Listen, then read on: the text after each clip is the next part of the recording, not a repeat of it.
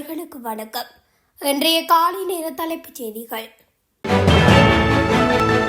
இலங்கை வரலாற்றில் முன்னெப்போதும் இல்லாத வகையில் அரசாங்கம் ஒரு புதிய திட்டம் ஒன்றை அரசாங்கம் அறிவித்துள்ளது.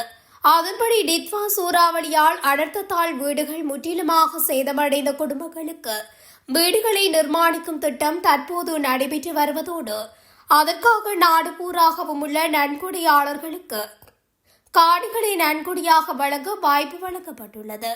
www.rebuilding.srilanka.government.lk என்ற இணையதளத்தில் அல்லது 1800 என்ற தொலைபேசி இலக்கத்தை அழைப்பதன் மூலம் இது தொடர்பான மேலதிக தகவல்களை பெற்றுக் கொள்ளலாம். காணி நன்கொடையாளர்கள் பற்றிய தகவல்களை 0112333124 என்ற தொலைநகல் இலக்கத்துக்கு அனுப்பி வைக்கலாம். அனர்த்தத்தால் பாதிக்கப்பட்ட எந்த ஒரு பிரஜையையும் கைவிடாது அவர்களின் வாழ்க்கையை முன்பை விட உயர்தரத்திற்கு மீண்டும் கட்டியெழுப்புவதே அரசாங்கத்தின் எதிர்பார்க்கும் என தெரிவிக்கப்பட்டுள்ளது.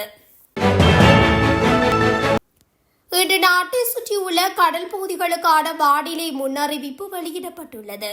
நாட்டை சுற்றியுள்ள கடல் பகுதிகள் பெரும்பாலும் மழையற்றதாக இருக்கும் என்று அதில் குறிப்பிடப்பட்டுள்ளது. காற்று வடகிழக்கு திசையிலிருந்து வீசும் என்றும் காற்றின் வேகம் மணிக்கு சுமார் 30 தொடக்கம் 40 கிலோமீட்டர் வேகத்தில் இருக்கும் என்றும் அதில் கூறப்பட்டுள்ளது.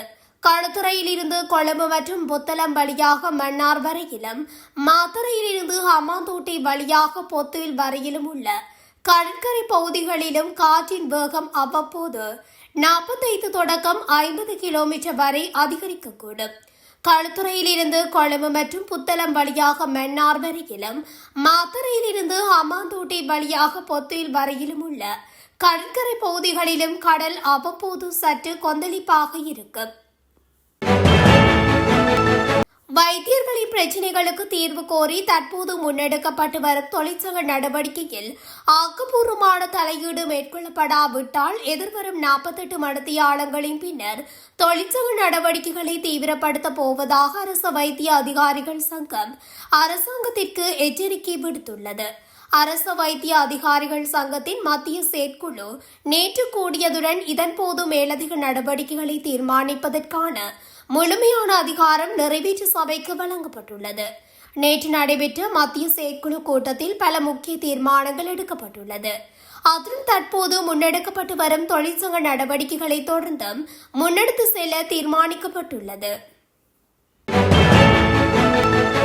கடந்த 24 மணி நேரத்தில் இலங்கையின் முக்கிய நகரங்களில் காற்றின் தரம் பெரும்பாலும் மிதமான மட்டத்திலே காணப்பட்டதாக தேசிய கட்டிட ஆராய்ச்சி நிறுவனம் தெரிவித்துள்ளது. எனினும் எதிர்வரும் நாட்களில் சில பகுதிகளில் காற்றின் தரம் மோசமடையக்கூடும் என அந்த நிறுவனம் கணித்துள்ளது. நேற்று வெளியிடப்பட்ட சுற்றுப்புற காற்றின் தர அறிவிப்பின்படி பெரும்பாலான நகர்ப்புறங்களில் நுண்துகள்களின் அளவு மிதமான மட்டத்தில் இருந்தது. இதேவேளை வவுனியா, நுவரெலியா, எம்லிப்பிட்டிய, திருகோணமலை, முல்லைத்தீவு, மட்டக்களப்பு, மொனராகலை ஆகிய பகுதிகளில் காற்றின் தரம் சீரான நிலையில் பதிவாகியுள்ளது. கிளிநொச்சி போலீஸ் பிரிவுக்குட்பட்ட ஏனையின் பிரதான வீதியில் அரசு பேருந்துடன் மணலேற்றிய டிப்பர் வாகனமும் விபத்துக்குள்ளானதில் 4 பேர் படுகாயமடைந்து வைத்தியசாலையில் சேர்க்கப்பட்டுள்ளனர். டிப்பர் சாரதி நித்திரை கலக்கம் காரணமாக இந்த விபத்து இடம்பெற்றுள்ளது. குறித்த விபத்தில் படுகாயமடைந்தவர்களை மீட்டு கிளிநொச்சி வைத்தியசாலையில் சிகிச்சைக்காக சேர்க்கப்பட்டுள்ளனர். குறித்த விபத்து தொடர்பாக கிளிநொச்சி போலீசார் மேலதிக விசாரணைகளை மேற்கொண்டு வருகின்றனர். இலங்கை தனது முதலாவது ஸ்மார்ட் பேருந்து பயணச்சீட்டு முறையை அதிகாரப்பூர்வமாக அறிமுகப்படுத்தியுள்ளது. இந்த முறையின் மூலம் பயணிகள் தொடுகேற்ற அட்டைகள், டிஜிட்டல் பணப்பைகள் மற்றும் QR குறியீடுகள் மூலம் பயண கட்டணங்களை எளிதாகவும் பாதுகாப்பாகவும் செலுத்த முடியும். இந்த முன்னேற்றம் ஸ்மார்ட் மொபிலிட்டி துறையில் உலகளாவிய முன்னணி நாடுகளின் வரிசையில் இலங்கையும் இணைகிறது. உணவு பாதுகாப்பு பற்றிய நடைமுறைகள் பாடசாலை பாடத்திட்டத்துடன் மாத்திரம் மட்டுப்படுத்தப்படாது. அவை பிள்ளைகளின் மனப்பாங்கு மற்றும் பழக்க வழக்கங்களின் ஓர் அங்கமாகவும் மாற்றப்பட வேண்டும் என பிரதமர் கலாநிதி ஹர்னியமரசூரிய தெரிவித்துள்ளார். கொழும்பு காளிமுகத்திடல் ஹோட்டலில் நேற்று நடைபெற்ற உணவுத்துறையில் சுழற்சி பொருளாதார திட்டம் எனும் தலைப்பிலான உள்நாட்டு சுழற்சி பொருளாதாரத்தை கட்டியெழுப்புவதற்கும் பலப்படுத்துவதற்குமான கல்வி குறித்த தேசிய கருத்தரங்கில் உரையாற்றும் போது பிரதமர் இதனை குறிப்பிட்டார். முன்னாள் ஜனாதிபதி ரணிலின் செயலாளர் சமநேக்க நாயகவே எதிர்வரும் 11ஆம் தேதி வரை விளக்கமறியலில் வைக்க உத்தரவிடப்பட்டுள்ளது. முன்னாள் ஜனாதிபதி ரணில் விக்ரமசிங்கவின் லண்டன் பயணம் தொடர்பாக விசாரிக்கப்பட்டு வரும் வழக்கில் வாக்குமூலம் வழங்குவதற்காக அவர் நேற்று கோட்டை நீதவான் நீதிமன்றில் முன்னிலையாகியிருந்தார். இந்நிலையில் விசாரணைகளின் பின்னர் நீதவான் இந்த விளக்கமறியல் உத்தரவை பிறப்பித்துள்ளார். அனுராதபுரம் ராஜாங்கடை போலீஸ் பிரிவுக்குட்பட்ட பகுதியில் செவ்வாய்க்கிழமை பிற்பகல் கைகால்கள் கட்டப்பட்டு தூக்கில் தொங்கிய நிலையில் ஆணின் சடலம் மீட்கப்பட்டுள்ளதாக போலீஸ் ஊடக பிரிவு தெரிவித்துள்ளது. இந்த சம்பவம் செவ்வாய்க்கிழமை பிற்பகல் இடம்பெற்றுள்ளது. சம்பவத்தில் ராஜாங்கடை பகுதியைச் சேர்ந்த 40 வயதுடையவரே சடலமாக மீட்கப்பட்டுள்ளார். இது கொலையா அல்லது உயிர் மாய்ப்பா என்பது தொடர்பில் ராஜாங்கடை போலீசார் விசாரணைகளை மேற்கொண்டு வருகின்றனர்.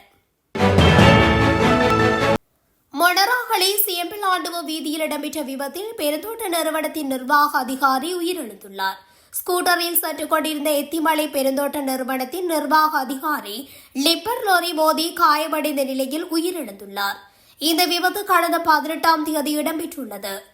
படுகாயமடைந்த அவர் மொனராகலை மாவட்ட பொது மருத்துவமனையில் சிகிச்சை பெற்று வந்த நிலையில் உயிரிழந்தார். உயிரிழந்தவர் 39 வயதான தமயந்தி குமார் என அடையாளம் காணப்பட்டுள்ளது. ஹட்டனில் நகரசபையின் அனுமதியின்றி திறக்கப்பட்ட பல்பொருள் அங்காடி மீது மாலை தாக்குதல் மேற்கொண்ட குற்றத்துக்காக 4 பேர் கைது செய்யப்பட்டுள்ளதாக தெரிவிக்கப்பட்டுள்ளது. இந்த சம்பவம் நேற்று மாலை இடம்பெற்றுள்ளது. இதன்போது 4 பேர் கைது செய்யப்பட்டுள்ளதாக ஹட்டன் போலீசார் தெரிவித்தனர். ஹட்டன் நகரில் நேற்று அனுமதியின்றி திறக்கப்பட்ட பல்பொருள் அங்காடியை ஆராய்ந்த பொது சுகாதார பரிசோதகர்கள், வருமான வரி அதிகாரிகள் எதிர்வரும் நகரசபை கூட்டம் வரை கடையை மூடி வைக்குமாறு உத்தரவிட்டனர். இதனையடுத்து மாலை வேளையில் மூடி வைக்கப்பட்டிருந்த கடையின் குளிரூட்டி மீது தாக்குதல் நடத்தப்பட்டுள்ளது. சம்பவ இடத்துக்கு வந்த ஹட்டன் போலீஸ் நிலைய பொறுப்பதிகாரிகள், ஹட்டன் கோட்ட கைரேகை அடையாள பிரிவு ஆகியன விசாரணையை முன்னெடுத்தனர். இந்த ஆண்டு டெங்கு நோய் காரணமாக ஏற்பட்ட முதல் மரணம் பதிவாகியுள்ளதாக தேசிய டெங்கு கட்டுப்பாட்டு பிரிவு தெரிவித்துள்ளது. இதற்கமைய இலங்கையில் 56 சுகாதார வைத்திய அதிகாரி பிரிவுகள் டெங்கு அதிக ஆபத்துள்ள மண்டலங்களாக அடையாளம் காணப்பட்டுள்ளன. இந்த ஆண்டு இதுவரை நாடு முழுவதும் 6752 டெங்கு நோயாளிகள் பதிவாகியுள்ளனர். இது கடந்த ஆண்டு ஜனவரியில் பதிவான 4970 நோயாளிகளுடன் ஒப்பிடும்போது குறிப்பிடத்தக்க அதிகரிப்பாகும். யாழ்ப்பாணம் வடமராட்சி கிழக்கு உடுத்துறை வேம்படி பகுதியில் பாரவூர்தி ஒன்று வேக கட்டுப்பாட்டை இழந்து விபத்துக்குள்ளாகியுள்ளது. மருதங்கணியில் இருந்து சீமேந்து பொதிகளுடன் ஆலியவளி நோக்கி பயணித்த லொரி ஒன்று உடுத்துறை வேம்படி பகுதியில் வேக கட்டுப்பாட்டை இழந்து விபத்துக்குள்ளானது. இதன்போது பாரவூர்தியில் பயணித்தவர்களுக்கு காயங்கள் எதுவும் ஏற்படவில்லை என கூறப்பட்டுள்ளது. ஒருவரின் சட்டப்பூர்வ பாதுகாவலரிடமிருந்து 15 வயது சிறுமியை கடத்தி பாலியல் பலாத்காரம் செய்த இளைஞர் ஒரு வருடத்துக்கு பிறகு போலீசாரால் கைது செய்யப்பட்டுள்ளார். பிபுல கருள்வேல யாயா சாலையில் உள்ள முஸ்லிம் கிராமத்தில் வசிக்கும் அரபாத் என்ற 24 வயது இளைஞர் உதவி காவல் கண்காணிப்பாளர் தீர்க்கப்படாத குற்ற விசாரணை பிரிவால் நடத்தப்பட்ட சோதனையில் கைது செய்யப்பட்டார். சந்தேக நபர் சிறுமியின் காதல் உறவில் இருந்ததாகவும் 2025 ஜனவரி 21 அன்று சிறுமியை பாலியல் பலாத்காரம் செய்ததாகவும் கூறப்படுகிறது. பிபில நீதவான் நீதிமன்றத்தில் சந்தேக நபர் ஆஜர்படுத்தப்பட்டதுடன் பிபில காவல்துறையினர் விசாரணைகளை மேற்கொண்டு வருகின்றனர். இத்துடன் தமிழொலியின் இன்றைய காலை நேர தலைப்புச் செய்திகள் நிறைவடைகின்றன. தொடர்ச்சியாக செய்திகளை அறிந்து கொள்ள தமிழொலி ஊடகத்துடன் இணைந்திருங்கள். நன்றி, வணக்கம்.